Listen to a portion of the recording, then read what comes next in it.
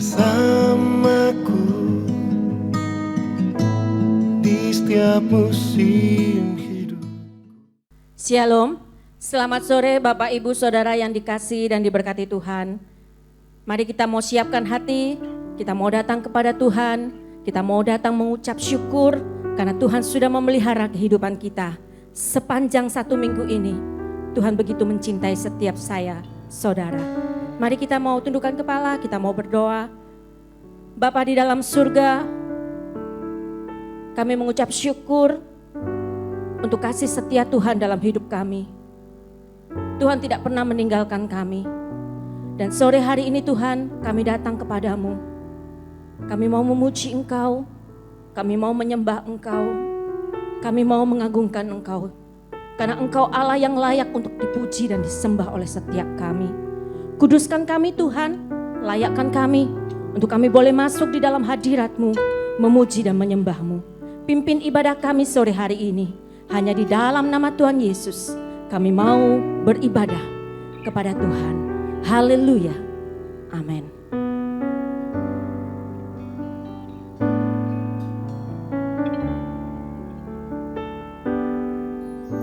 Kau telah buktikan cintamu padaku, kau membayarku dengan hidupmu. Ku bersyukur yang ada padaku, semuanya milikmu.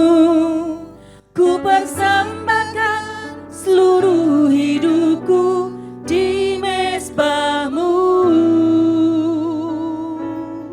Hanya Kau yang menjadi tempat jawaban. Hanya Kau tempatku berharap. Berjalan bersamamu ku takkan goyah, sebab tangan kasih-Mu tersedia bagiku. Selamanya Kau ku cinta. Haleluya. Kau telah buktikan cintamu padaku, Kau membayarku dengan hidupmu. Ku bersyukur yang ada padaku, semuanya milikmu. Ku persembahkan seluruh hidupku di mezbahmu. Hanya Kau yang mencari tempat jawaban. Hanya Kau tempatku berharap. Berjalan bersamamu ku takkan goyah, sebab tangan kasih-Mu tersedia bagiku. Selamanya Kau ku cinta. Katakan dengan segenap hatimu. Kau telah buktikan cintamu padaku, Kau membayarku dengan hidupmu. Ku bersyukur yang ada padaku, semuanya milikmu.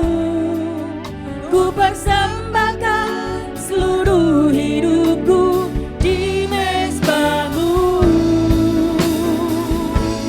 Hanya Kau yang mencari tempat jawaban.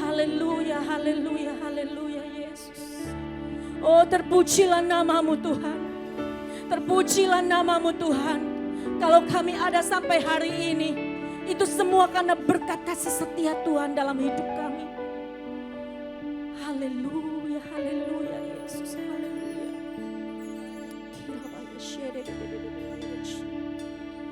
Kau Allah yang besar, ajaib dan mulia. Kau Yesus yang selalu membuatku terpesona. Segala pujian bagimu ya Tuhan. Hanya Kau yang layak ku agungkan. Kau Allah yang besar, ajaib dan mulia. Amin. Kau Yesus yang selalu membuatku terpesona. Segala pujian bagimu ya Tuhan. Hanya Kau yang layak ku agungkan. Oh, Kau Allah yang besar, ajaib dan mulia. Kau Yesus yang selalu membuatku terpesona. Segala pujian bagimu ya Tuhan. Hanya Kau yang layak ku agungkan. Hanya Kau yang layak ku agungkan. Oh, hanya Kau yang layak ku agungkan.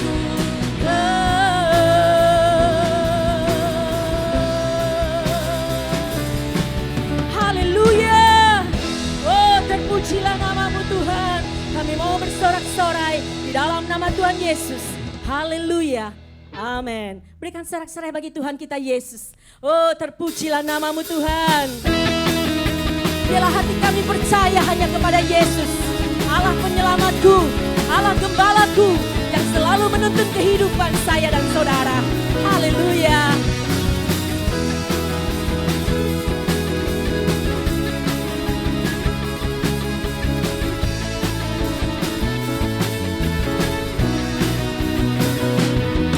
Satu hal yang ku pinta, ini yang ku ingini, berada dekatmu, saksikan kemurahanmu.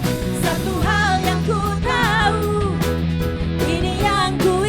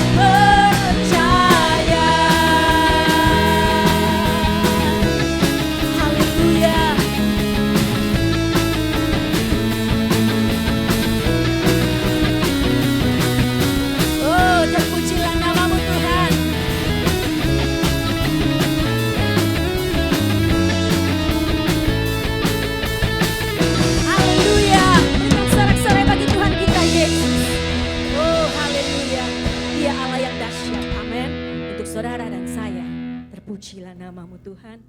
Mari kita mau siapkan hati. Kita mau terima berkat dari firman Tuhan. Izinkan Roh Kudus berbicara melalui hamba-Nya. Yesus. Biarlah di saat kita lemah, kita mau datang kepada Tuhan untuk memperkuat roh dan iman kita sore hari ini. Yesus, haleluya. Saat ku lemah, Kau angkat hidupku. Saat ku jatuh, Kau topang tanganku. Kau penolongku yang setia, ku percaya padamu. Juru selamatku, tempat pengharapanku. Saat ku lemah, Kau angkat hidupku. Saat ku jatuh, Kau topang tanganku. Kau penolongku yang setia, ku percaya padamu. Juru selamatku, tempat pengharapanku. Katakan aku percaya. Aku percaya janji-Mu ya dan amin. Kasih-Mu setia di dalam hidupku. Aku percaya anugerah-Mu besar, lebih dari semua yang dapat ku minta. Terpujilah nama-Mu. Saat ku lemah, Kau angkat hidupku. Saat ku jatuh, Kau topang tanganku. Terima kasih Yesus. Kau penolongku yang setia, ku percaya padamu. Juru selamatku, tempat pengharapanku. Aku percaya janji-Mu ya dan amin. Kasih-Mu setia di dalam hidupku. Aku percaya anugerah-Mu besar, lebih dari semua yang dapat ku minta. Katakan dengan segenap hati. Aku percaya janji-Mu ya dan amin. Kasih-Mu setia di dalam hidupku. Aku percaya anugerah-Mu besar, lebih dari semua yang dapat ku minta.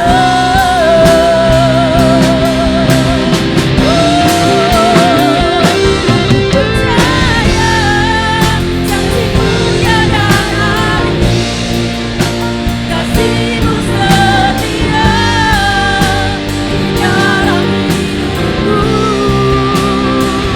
Aku percaya anugerah-Mu besar, lebih dari semua yang dapat ku minta. Lebih dari semua yang dapat ku minta. Lebih dari semua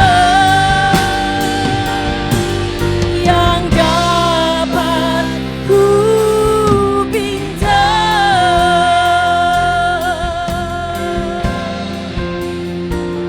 Terpujilah nama-Mu Tuhan. Engkau Allah yang sungguh baik. Engkau Allah pemelihara hidup kami. Tidak pernah kami dikecewakan oleh Engkau Tuhan. Sebab Engkau Allah yang berdaulat atas hidup kami. Sore hari ini Tuhan, kami mau buka hati. Kami mau terima firman-Mu. Berbicaralah kepada setiap kami. Sehingga setiap perkataan firman-Mu boleh menjadi perkataan yang hidup, perkataan yang memberikan kekuatan bagi setiap kami yang mendengar sore hari ini. Urapi hamba-Mu Tuhan, pakai hamba-Mu dengan kuasa pengurapan-Mu yang baru. Dan biarlah Engkau Tuhan menjamah setiap umat-Mu yang membuka hati sore hari ini. Terpujilah nama-Mu Tuhan, hanya di dalam nama Tuhan Yesus kami mengucap syukur dan kami sambut berkat firman Tuhan. Haleluya, amin.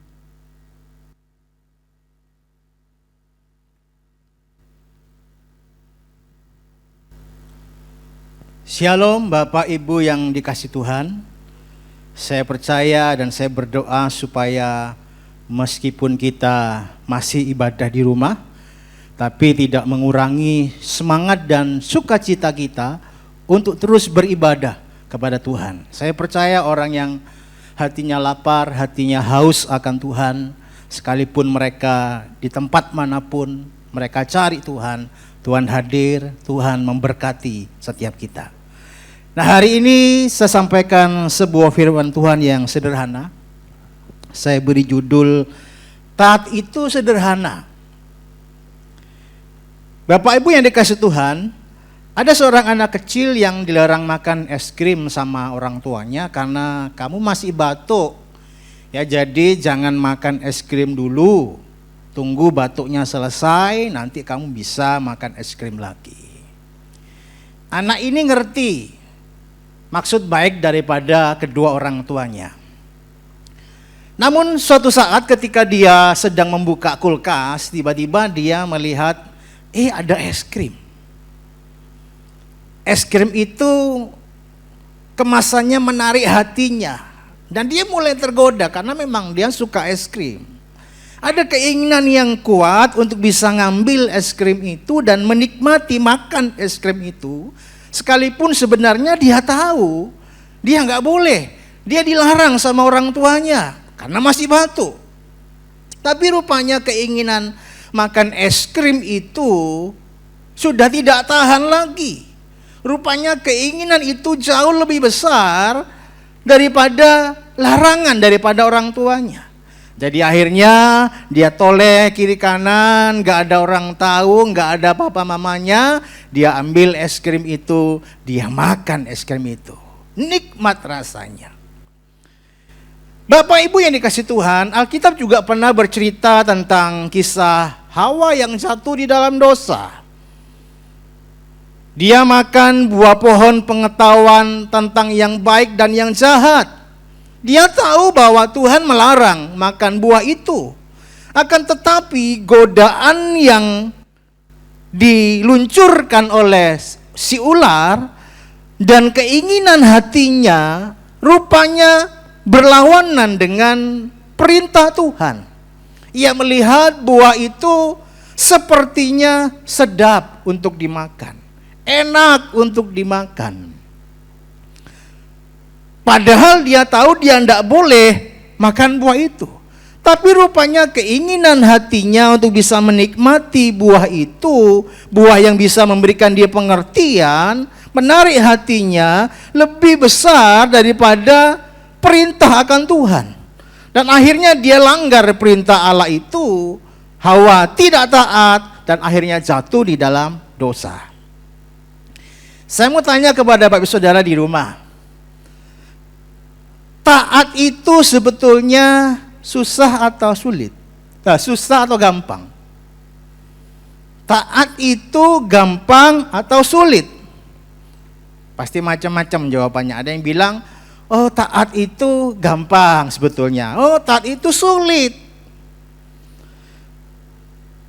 Lalu mengapa dalam kondisi-kondisi tertentu taat itu kelihatannya kok sulit? Dalam kondisi-kondisi tertentu, taat itu sepertinya sulit. Sebetulnya yang sulit bukan perintahnya. Tapi sebetulnya yang sulit adalah mengendalikan keinginan hatimu. Keinginan hati yang tiba-tiba bertentangan dengan perintah itu membuat kita berat untuk taat kepada firman Tuhan. Contoh misalnya, orang tua tiba-tiba kasih perintah sama anaknya, ayo anak-anak semua mulai hari ini sampai seminggu ke depan tidak boleh pegang HP, tidak boleh nonton TV. Ini waktunya persiapan untuk ujian. Seminggu ini kamu ujian, jadi tidak boleh pegang HP, tidak boleh nonton TV. Kira-kira anak ini mudah enggak untuk taat perintah orang tuanya? Berat atau tidak untuk taat kepada perintah orang tuanya?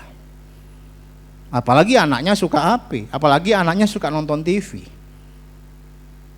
Pasti perintah itu berat. Bahkan mungkin ketika papa mamanya enggak ada, dia buka HP, dia nonton TV.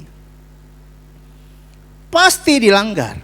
Tapi coba seandainya ujian sudah selesai, tiba-tiba orang tua bilang, ayo anak-anak sekarang boleh nonton TV, boleh pegang HP. Saya percaya ndak perlu beberapa lama, ndak usah nunggu 1 menit, anak ini langsung main HP, langsung nonton TV. Kenapa? Sesuai dengan keinginan hatinya. Sebetulnya yang untuk taat itu bukan masalah perintahnya, tetapi masalah mengendalikan keinginan hatinya. Ketika keinginan hati bertentangan dengan perintah, maka ketaatan akan menjadi lebih sulit. Tapi ketika keinginan hati cocok dengan perintah, maka taat mudah untuk dilakukan. Saya ingat ketika dulu masih kecil, saya ini paling susah, paling sulit kalau disuruh potong rambut, saudara. Ya, di depan rumah saya itu ada tukang cukur namanya Pak Untung, ya. Mungkin beberapa jemaat yang tahu itu ada gardu, di situ ada tukang cukur namanya Pak Untung. Sekarang sudah meninggal.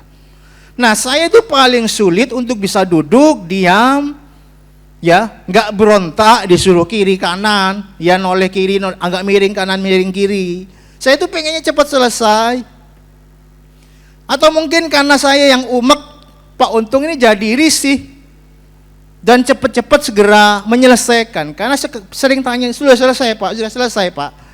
Saya tidak betah duduk, diatur, miring kiri, miring kanan. Dan seringkali hasilnya jadi tidak maksimal. Kenapa? Buru-buru mengerjakannya.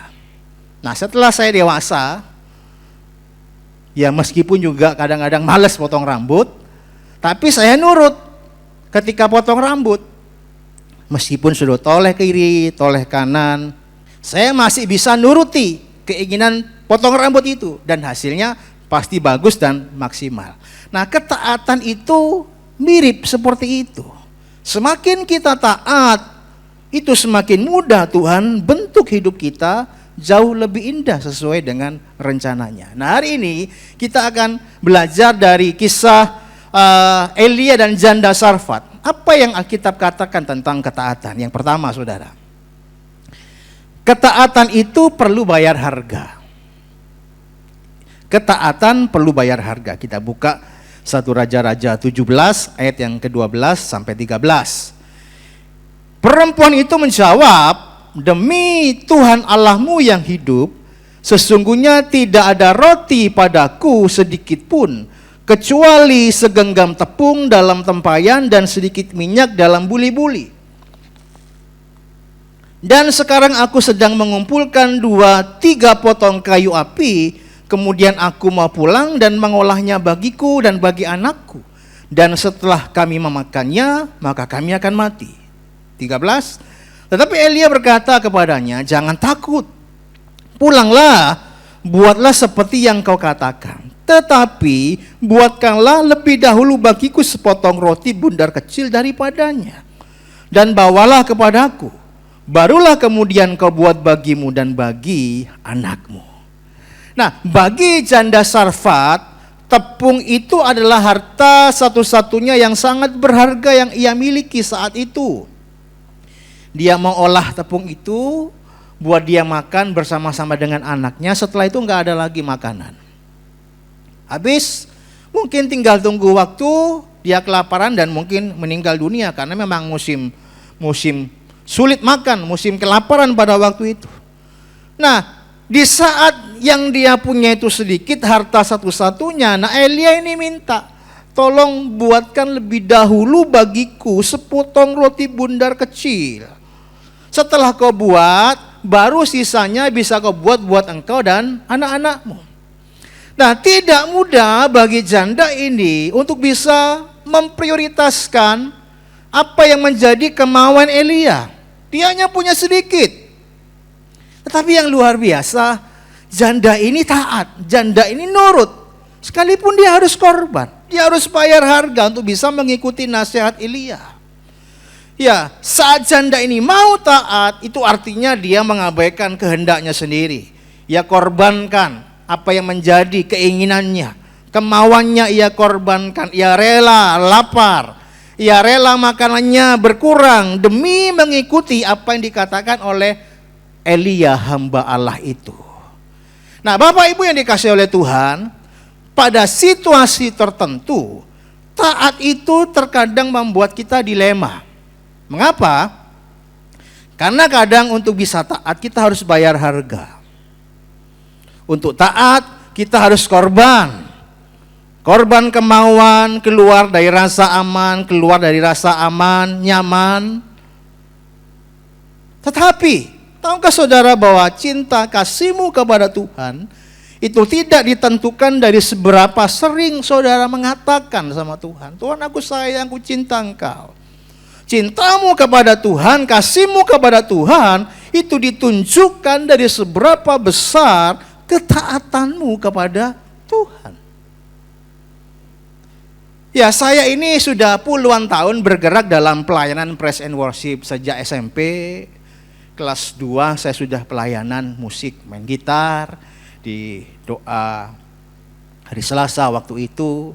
Ya, kemudian masuk ke pelayanan anak muda, sekolah minggu. Pokoknya dari sejak SMP saya sudah melayani Tuhan.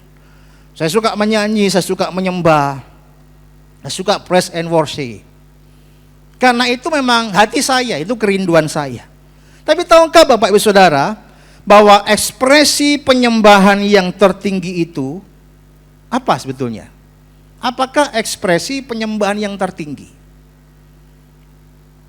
Ekspresi penyembahan yang tertinggi bukan ketika saudara nyanyi dengan sungguh-sungguh kepada Tuhan, bukan.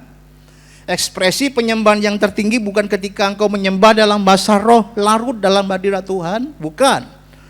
Bukan ketika engkau angkat tangan, menangis di dalam hadirat Tuhan, bukan. Itu bukan ekspresi penyembahan yang tertinggi. Ekspresi penyembahan yang tertinggi itu adalah ketaatanmu kepada Tuhan. Karena enggak ada gunanya saudara menyanyi, menangis, menyembah, larut dalam hadirat Tuhan kalau hidupmu tidak taat kepada Tuhan.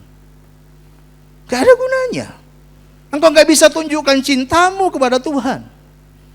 Justru cintamu, kasihmu ditunjukkan bukan ketika engkau menyanyi, bukan ketika engkau menyembah, bukan ketika engkau menangis dalam hadirat Tuhan, bukan. Cintamu kepada Tuhan itu ditunjukkan lewat ketaatanmu kepada perintah Tuhan. Itu yang Nuh lakukan, saudara. Nuh menunjukkan ketaatannya, cintanya, kasihnya untuk ikuti perintah Tuhan. Dia harus bayar harga yang sangat mahal. Kita menjelaskan bahwa bahtera Nuh itu panjangnya 135 meter. Lebarnya itu 22,5 meter. Tingginya itu 13,5 meter. Dan Kejadian mengatakan bahwa itu terdiri dari 3 tingkat, tidak 3 tingkat, saudara. Ukuran 135 meter itu ukuran 1,5 kali lapangan sepak bola. Sudah bisa bayangin. 1,5 kali lapangan sepak bola dengan 3 tingkap. Dia bangun bahtera itu. Beberapa penafsir mengatakan Nuh membangun bahtera itu selama 120 tahun. Itu bukan setahun, bukan 2 tahun, sendirian. Bisa saya bayangkan berapa mahal harga yang harus dibayar oleh Nuh. Ini proyek raksasa, butuh biaya besar untuk taat perintah Tuhan. Itu bukan hobinya Nuh bangun bahtera, bukan, saudara. Itu menghabiskan banyak waktu, kurang lebih 120 tahun. uang mungkin, energi dan juga hidupnya dicurahkan semuanya untuk bisa melaksanakan perintah Tuhan. Ini bukan robot, saudara. Dia terdiri darah dan daging. Dia mungkin punya pertanyaan-pertanyaan yang mungkin diucapkan, ditanyakan kepada Tuhan. Namun yang luar biasa, meskipun banyak pertanyaan-pertanyaan yang tidak terjawab, yang dipikirkan, meresponi dan taat perintah Tuhan. Sekalipun besar harga yang harus dia bayar. Itulah ekspresi penyembahan yang tertinggi dari Nuh. Ketaatannya kepada Tuhan. Ingat bangsa Israel ketika merobohkan tembok Yeriko? Tembok Yeriko ini roboh karena apa, saudara? Tembok Yeriko roboh karena apa? Ada yang bilang, itu roboh karena sorak-sorai, bunyi alat-alat musik, tiupan sangkakala. Tembok Yeriko itu tebalnya kurang lebih 6 meter, saudara. Ya, dulu saya berpikir tembok Yeriko ini roboh karena sorak-sorai, karena bunyi alat musik. Tapi saya tahu itu hanya sebagian kebenaran. Yang benar seperti apa? Tembok Yeriko runtuh karena sorak-sorai yang lahir dari ketaatan. Jadi sorak-sorai itu lahir dari ketaatan bangsa Israel. Tuhan suruh orang-orang Israel menaklukkan tembok Yeriko bukan dengan perang, tetapi disuruh muteri tembok satu kota. Itu bukan tembok cuman beberapa meter, itu tembok satu kota, saudara. Satu hari, sampai hari yang ke-6 itu putar 1 kali. Tapi hari yang ke-7 itu muternya 7 kali. Dan yang luar biasa, Alkitab berkatakan, mereka tidak boleh ngomong saat muter. Coba saya bisa bayangkan, lebih susah mana, saudara, puasa makan atau puasa ngomong? Ayo, saya mau tanya. Lebih susah mana, puasa tidak makan atau puasa tidak ngomong? Karena yang saya tahu, ada orang tidak bisa kalau tidak ngomong. Dari lahir, dari bangun pagi sampai matahari terbenam sampai tidur itu ngomong terus. Apalagi kaum perempuan. Dikatakan lebih banyak bicara 1,5 kali daripada kaum pria. Atau mungkin karena banyak orang, apalagi orang yang mungkin lahirnya mulut duluan, saudara. Ini pasti ngomongnya banyak mungkin. Artinya apa? Di tengah kerumunan orang tidak boleh ngomong, itu susah. Jadi kalau sendirian tidak ngomong itu gampang. Tapi kumpul seluruh bangsa, muteri tembok itu. Hari yang ke-7, mungkin hari pertama, yang kedua, ketiga, ke-6 masih mungkin bisa tahan. Tapi 7 hari mereka muter, tidak boleh ngomong. Itu harganya sangat berat untuk bisa dilakukan. Diam, mungkin sudah gregetan. Satu sama lain mungkin sama, tak boleh ngomong. Itu berat. Tapi sorak-sorai yang lahir dari ketaatan, sekalipun dengan perjuangan yang besar, itu akhirnya merobohkan tembok Yeriko. Tidak mudah untuk taat, apalagi bertentangan dengan keinginan hati. Tapi saya percaya ketika saudara taat, ketika saudara belajar untuk mengikuti Tuhan, memang membutuhkan pengorbanan. Kita melayani, dipanggil Tuhan untuk melayani, ya kita harus korban, berani bayar harga, datang lebih pagi, mempersiapkan segala sesuatunya dengan baik, doa mungkin harus lebih banyak, hidup dalam kebenaran dan kekudusan. Ketaatan kita tidak boleh didasarkan pada ketakutan dan keterpaksaan. Kita harus taat karena memang kita mengasihi Tuhan. Kita memberikan kita mengikuti apa yang menjadi perintah Tuhan karena kita mengasihi Tuhan. Ini yang pertama, kebenaran yang pertama tentang ketaatan. Yang kedua, saudara, ketaatan itu artinya percaya pada apa yang Tuhan katakan. 1 Raja-Raja 17 ayat 14 sampai 15. Sebab beginilah firman Tuhan, Allah Israel, tepung dalam tempayan itu tidak akan habis dan minyak dalam buli-buli itu pun tidak akan berkurang sampai pada waktu Tuhan memberikan hujan ke atas muka bumi. Lalu pergilah perempuan itu dan berbuat seperti yang dikatakan Elia. Maka pergilah perempuan itu dan dia serta anak perempuan itu mendapat makan beberapa waktu lamanya. Nah, janda Sarfat ini mendengar firman Tuhan lewat nabinya Elia. Begitu dia dengar firman, dia langsung melakukan apa yang menjadi perintah Tuhan. Enggak banyak tanya, enggak banyak mikir, dengar, lakukan. Dengar, lakukan firman Tuhan. Itulah yang namanya ketaatan. Karena ketaatan hanya berisi dua hal saja, saudara. Mendengar firman dan melakukan firman itu saja. Enggak ada yang lain. Meskipun tidak masuk akal, ya tetap harus dilakukan. Mendengar dan melakukan, itu saja yang penting yang saudara harus lakukan. Ketika dengar firman Tuhan, saudara lakukan. Dengar firman, saudara lakukan. Nah, banyak anak-anak Tuhan merasa bahwa perintahnya tidak masuk akal, perintahnya di luar logika, akhirnya mereka tidak lakukan. Banyak orang kehilangan kesempatan untuk bisa memiliki sebuah pengalaman yang berharga bersama-sama dengan Tuhan. Karena mereka mungkin berpikir bahwa ini tidak masuk akal. Sama seperti janda di Sarfat ini. Dia cuma punya sedikit. Tapi dia lakukan. Dia taat, dia percaya. Dan akhirnya dipelihara Tuhan dengan luar biasa.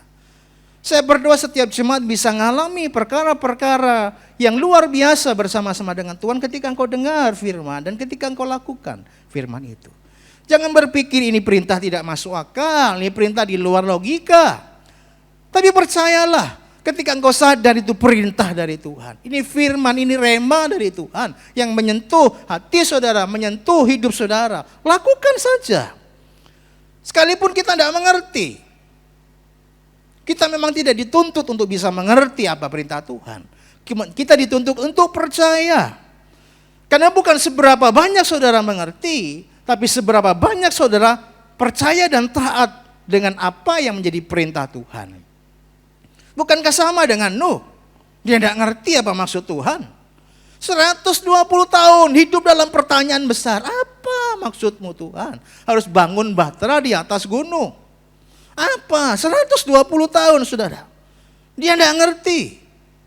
Dia tidak tahu dan Tuhan tidak memberikan jawab. Cuman dia taat, dia percaya. Tidak ngerti kenapa harus bangun bahtera di atas gunung. Cuman dia tepat melakukan seperti yang menjadi petunjuk Tuhan. Mustahil, ya mustahil, tapi tetap dilakukan. Itu yang namanya saya katakan taat bodoh. Tidak peduli. Kita harus punya sikap taat bodoh ini. Jangan berpikir dengan logika. Tidak masuk akal Tuhan. Mustahil Tuhan. Ini taat yang berpikir dengan logika. Karena kadang-kadang apa yang menjadi perintah Tuhan kadang-kadang bisa di luar logika. Tidak masuk akal.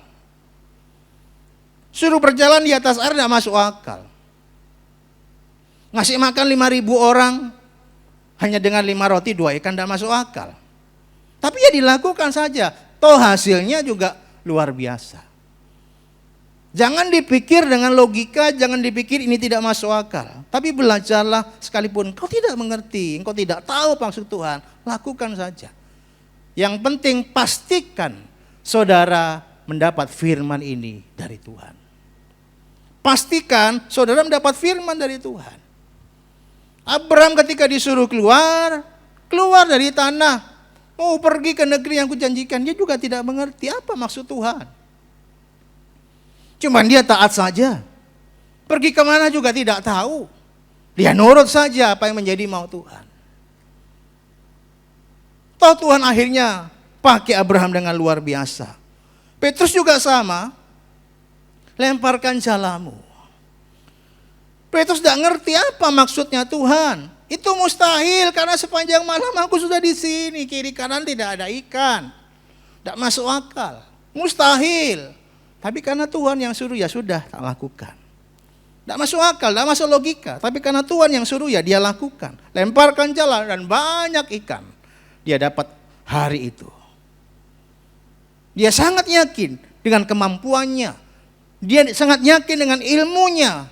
Mencari ikan. Sepanjang malam dia sudah cari, tidak ada. Dipikir tidak masuk akal. Ini mustahil. Tapi karena Tuhan yang suruh ya sudah aku lakukan. Tuhan tidak menuntut kita mengerti. Tapi Tuhan menuntut kita taat total. Dan saat kita taat total, percayalah, Tuhan pasti buka jalan menolong hidup saudara dan saya. Dan suatu hari seorang hamba Tuhan ditelepon, Pak tolong, ini temannya Bapak kena stroke, tolong kesini bantu doa. Ya akhirnya karena dia ditelepon dan memang itu temannya yang sakit, dia datang ke sana. Dia berkunjung, oh iya, rupanya kena stroke. Mulutnya sudah mencong dan ngomongnya sudah tidak jelas, saudara. Ya, nah ketika dia ngomong-ngomong, ya dia tanya sama keluarganya, tiba-tiba ada pesan Tuhan. Tiba-tiba hamba Tuhan ini bilang sama temannya, kalau kamu mau sembuh, baca Alkitab dengan suara yang keras. Baca Alkitab dengan suara yang keras sampai beberapa hari. Coba saudara bayangkan. Orang lagi pelo, ya stroke, disuruh baca Alkitab. Kalau saudara serumah dengan dia, pasti ada perasaan pengen ketawa tapi takut menghina. Ya, ini pelo suruh baca Alkitab dengan suara keras. Pengen nangis kasihan. Mungkin kalau saudara tetangga orang itu mungkin berpikir, wah dia sudah gila ini orang. Pasti ada banyak komplain, kiri kanan. Tapi rupanya yang stroke ini percaya.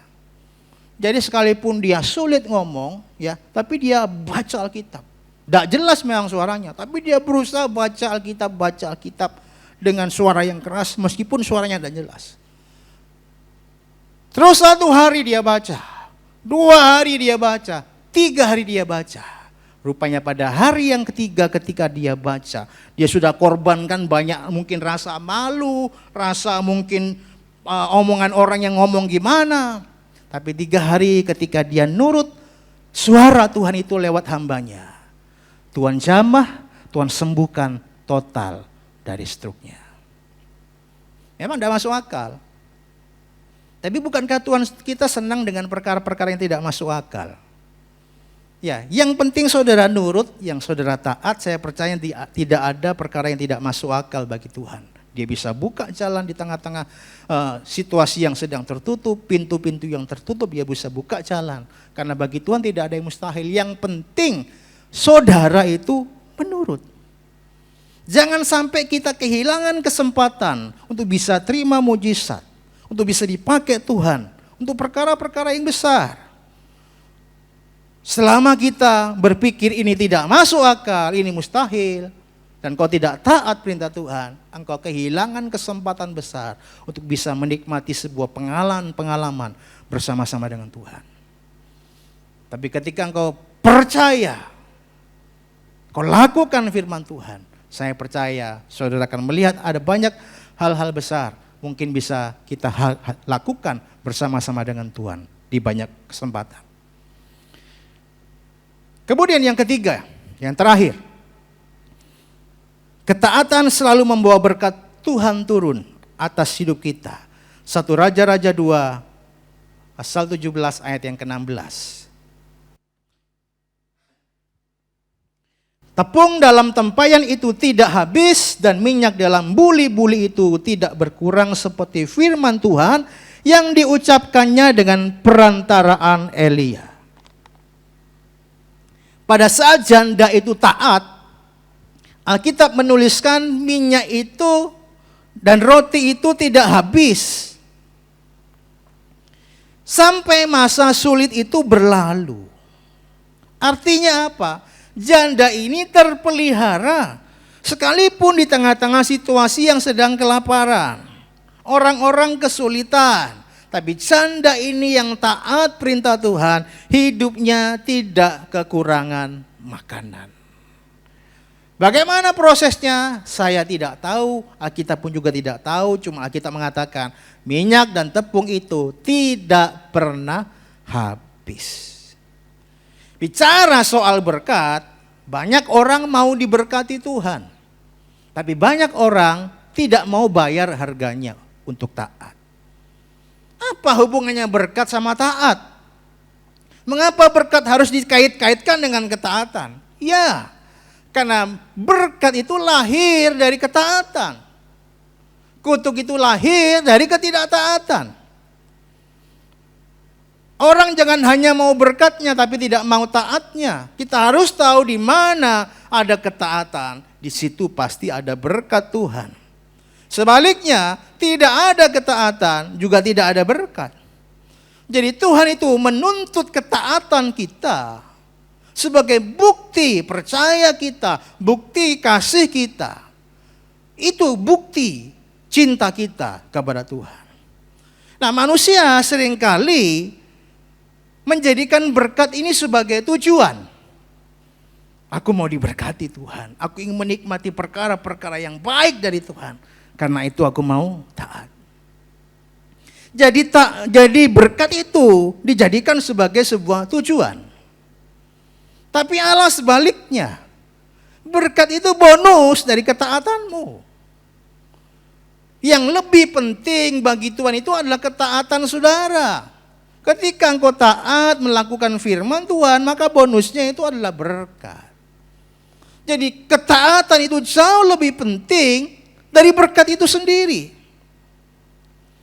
Berkat hanya bonus, dampak dari ketaatan. Karena bagi Tuhan mendatangkan berkat berkelimpahan, banyak hal-hal yang luar biasa itu perkara gampang. Asalkan itu lahir dari ketaatan, Tuhan bisa berikan banyak hal kepada saudara dan saya. Ishak contohnya, Alkitab jelas memberikan contoh yang sangat luar biasa.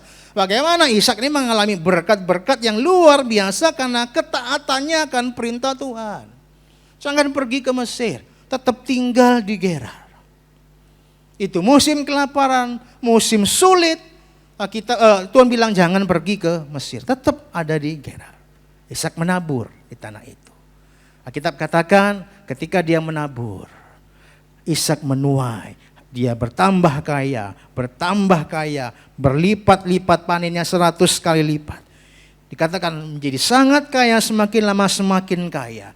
Ishak berkati Tuhan. Di tengah-tengah situasi yang kering sekalipun, Tuhan bisa memerintahkan berkat berkelimpahan. Hidupnya berbeda. Orang-orang di tengah kelaparan, kesulitan mereka menderita. Tapi orang yang taat kepada Tuhan, di tengah kesulitan yang sama, hidupnya dipenuhi dengan berkat Tuhan. Jadi yang penting itu bukan berkatnya. Karena berkat itu lahir dari ketaatan saudara. Itu bonus. Jadi apapun yang menjadi pesan Tuhan, firman Tuhan, mungkin hari ini saudara mendengar firman Tuhan menjadi sebuah rema ketika saudara di rumah. Jangan berpikir dengan logika. Anda mungkin Tuhan ini situasi sulit, situasi berat. Semua orang lagi mengalami masa-masa sulit. Tapi saya percaya kalau saudara dengar firman Tuhan dan Tuhan bicara buat saudara, lakukan saja. Sekalipun situasi sedang sulit, Tuhan bisa memelihara hidup saudara. Tuhan bisa buat sebuah perbedaan dalam hidup saudara. Saudara akan bisa diberkati, menikmati pemeliharaan Tuhan yang ajaib. Ketaatan membawa keselamatan, ketaatan membawa berkat, ketaatan membuat hidup kita terpelihara oleh Tuhan dalam pemeliharaannya yang ajaib. Intinya pada sore hari ini, hiduplah dalam ketaatan. Karena ketaatan itu jalan yang paling aman. Mungkin itu harus lewati jalan yang berbatu. Mungkin melewati jalan yang berliku. Tapi ketika engkau taat, saudara ada dalam posisi yang aman. Saat saudara taat, saudara ada pada jalan yang benar. Selamat sore, Tuhan Yesus memberkati kita pada sore hari ini. Mari kita berdoa. Bapa di sorga, terima kasih kami sudah mendengar firman Tuhan yang mengajarkan kami tentang arti sebuah ketaatan. Kami seringkali banyak mikir, berargumentasi dengan pikiran dan logika kami, dengan situasi. Tapi hari ini kami belajar untuk taat total apa yang menjadi perintah Tuhan. Bagi jemaat-Mu yang sedang menonton di rumah Tuhan, mungkin firman ini menjadi rema, biar mereka berani melangkah dalam ketaatan. Kami percaya hidup mereka pasti dipelihara oleh Tuhan. Hidup mereka pasti diberkati oleh Tuhan. Bapa di sorga, berkati jemaat-Mu dalam masa-masa yang berat dan sulit ini. Tapi kami percaya, selama kami hidup dekat dengan Tuhan, percaya kepada Tuhan, taat kepada Tuhan, kami tidak akan kekurangan suatu apapun. Karena kami percaya hidup kami pada jalan yang benar. Hidup kami pada jalan yang aman. Karena ada perlindungan, proteksi dan jaminan daripada Tuhan sendiri buat hidup orang-orang yang taat kepada Tuhan. Terima kasih Tuhan, sekali lagi berdoa buat bangsa negara kami. Kami percaya biarlah bangsa ini tetap kuat melewati wabah ini. Supaya mereka menjadi orang-orang, menjadi bangsa yang tetap kuat. Bahkan lewat wabah ini ada rencana Tuhan yang besar mengalir, memberkati bangsa negara kami. Keselamatan yang besar Tuhan anugerahkan buat bangsa kami. Terima kasih Bapa di surga, terima kasih buat sore hari ini kami percaya biarlah berkat Allah yang melimpah menyertai dan memberkati jemaat yang ada di rumah. Mari angkat tangan jemaat yang ada di rumah, buka hatimu. Diberkatilah engkau dengan berkat Bapa, kasih sayang dari Tuhan Yesus yang tidak pernah berkesudahan, dan persekutuan yang manis yang akrab dengan Allah Roh Kudus menyertai hidupmu sejak sore hari ini sampai selama-lamanya. Tuhan Yesus memberkati. Amin. Selamat hari Minggu, Tuhan Yesus memberkati.